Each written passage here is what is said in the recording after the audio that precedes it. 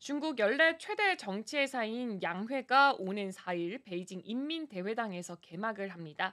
최고 지도부와 지방정부 당국자, 분야별 전문가, 계층 대표가 한자리에 모여서 올해 중국의 경제 목표를 비롯해서 사회 이슈라던가 글로벌 전략 등 다양한 의제를 논의, 발표하는 행사인 만큼 글로벌 격변기를 맞은 중국에 의중에 관심이 모여지고 있습니다.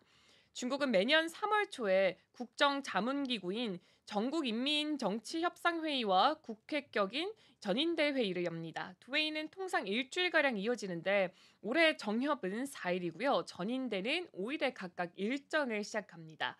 지난해 양회에서 시진핑 3기의 1인 체제를 한층 더 공고히 한 만큼 올해 양회는 고위직 인사나 정부 조직 개편보다는 내수 진작처럼 경제 회복과 첨단 산업 육성 정책에 훨씬 더 큰 관심이 모아지고 있습니다.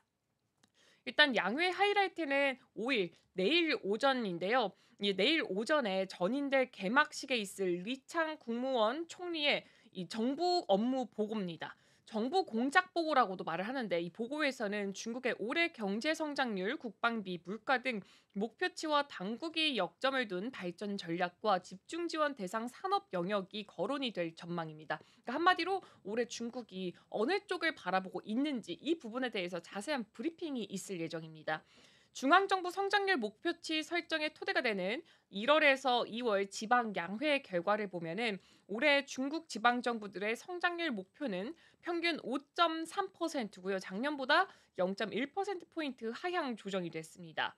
서부 칭하이성이 이 4.5% 안팎인데 이 부분을 제외했을 때는 30개 성급 지방 정부가 모두 5% 이상의 목표를 잡았는데 이 텐진시를 제외하면은 올해 목표를 작년보다 높인 곳 자체는 없다라고 볼 수가 있을 것 같습니다. 이 내수 부진과 부동산 침체가 이어지는 가운데 남동부 푸젠성과 남부 후난성 등 15개 지역에서는 목표를 0.5에서 2.0%포인트 낮추기도 했고요. 베이징, 상하이, 광둥성 등 경제 규모가 굉장히 큰 지역들은 성장률 목표를 굉장히 높게 또 유지를 했습니다.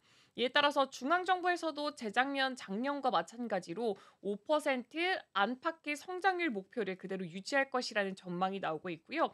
다만 이 부분 같은 경우에는 이 세계은행과 경제협력개발기구죠. OECD 그리고 IMF, 한국은행 등 해외 기관들이 내놓은 예상치와는 일정한 차이를 보이는 것이기도 합니다. 또 올해는 미국 관세 인상으로 경제 버팀목, 수출에도 타격이 생길 가능성이 있기 때문에 이 성장률 목표 달성이 또 다른 난관에 봉착할 수도 있다라고 분석이 되고 있습니다. 네, 이번 양회에서 또 중요하게 봐야 되는 부분이 있다라고 한다면 중국이 아마 성장률 목표치를 내놓게 될 겁니다.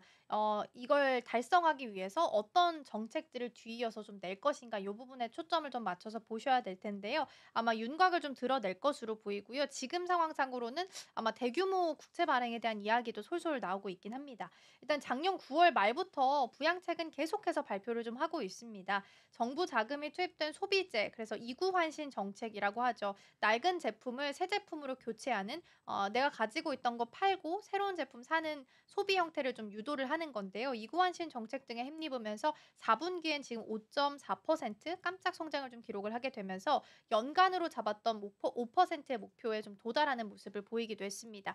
사실 이제 5% 도달이 좀 어려울 거다라고 좀 시각들이 좀 네, 두드러졌었는데 맞아요. 이거를 다시 한번 좀 잡았던 이유는 이구 환신에 대한 효과가 4분기 때 크게 드러났기 때문이다라고 보셔야 될 것 같습니다.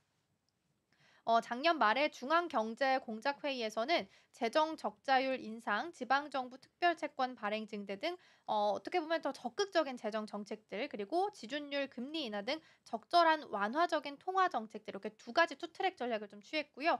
그러면서 이목을 좀 끌긴 했는데 아직까지 구체적인 움직임이 나오고 있지는 않습니다. 더불어서 지난해 효과를 봤던 소비재나 생산 설비 교체, 그리고 시중 은행을 통한 유동성 공급, 전기차, 배터리, 태양광 이렇게 세 가지 상품을 계속해서 지원하는 정책들, 그리고 AI 첨단 산업 전략화 방침이 거듭 강조될 것으로 전망되고 있습니다. 그리고 가장 좀 중요하게 보고 있는 게 AI에 대한 투자를 얼마나 할 것인가, 이 부분에 대해서도 좀 보셔야 될 것 같은데요. 작년에 정부 공작 보고에서 국가 차원 AI 종합 지원 강화책, AI 플러스 행동이라는 개념이 새롭게 생겼는데 이렇게 생기고 나서 그 뒤로 이제 자금이나 인프라 등이 좀 지원이 됐었습니다. 근데 이제 올해는 양회를 앞둔 상황 속에서 가장 큰 변화가 하나 있죠. 네. 이미 설 연휴에 딥시크가 공개됐다라는 겁니다. 그래서 이 제2의 딥시크를 육성하기 위해서 과연 중국 정부가 어떤 정책들을 내놓고 AI를 지원할 것인지 그리고 AI 지원책들 규모는 어느 정도 될 것인지 그렇다면 당연히 반사적으로 우리나라도 수혜를 받을 수 있기 때문에 이에 대한 관심도가 당연히 지금 높아지고 있는 상황입니다. 이전에 시진핑 중국 국가주석이 지난달 중순이었죠. 알리바바랑 화웨이 그리고 딥시크 이런 책임자들을 다 불러 모아가지고 한 6년 만에 민영 기업들 좌담회 자리를 좀 마련을 했었습니다. 그래서 민영 기업들에게 힘을 실어주는 정책도 또한 더 강화될 수도 있다라는 시각들도 나오고 있고요. 전인대는 민영 기업에 대한 법적 보호를 명확히 한 민영 경제 촉진법 개정안 초안을 이 자리에서 상정할 예정이다라는 시각들도 같이 나오고 있습니다. 네, 그리고 이번 양회에서는 트럼프 대통령 행정부 취임 이후에 가중되는 미국의 무역 압박 대응 방향도 한층 더 구체화할 것으로 보여지고 있습니다. 취임 전부터 중국에 대해서 60% 관세 부과를 공언해왔던 트럼프 대통령은 지난달 4일부터 이 모든 중국산 수입품에 10% 추가 관세를 부과한 데 이어서 양회 개막일인 오늘부터 또 현지 시간으로 치자면은 내일이 되겠죠. 그리고 일단 날짜로는 4일 오늘입니다. 10%를 더 올리겠다고 밝혔습니다.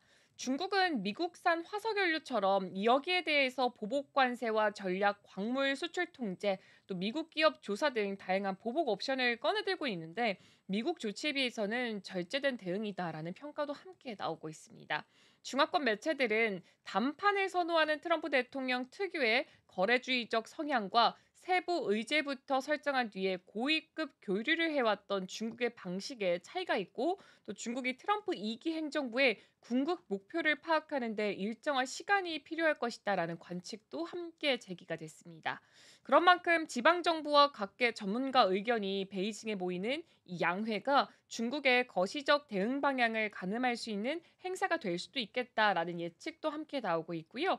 트럼프 대통령 취임 이후에 우크라이나 전쟁과 가자 지구 전쟁에 더해서 한반도와 동아시아 정세까지 이 새로운 질서를 맞은 상황에서 중국이 국제사회를 향해서 어떤 메시지를 낼지에 대해서도 이목이 집중되고 있습니다.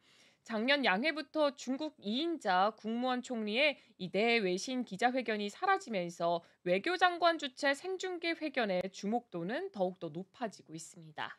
네, 양회는 이제 오늘부터 개최가 될 예정이라서 과연 경기 부양책 규모가 어느 정도로 나올지 그리고 두 번째로는 AI에 대한 지원이 어느 정도로 구체화될지로 이렇게 두 가지 정도 크게 요약해서 보시면 좋지 않을까 싶습니다.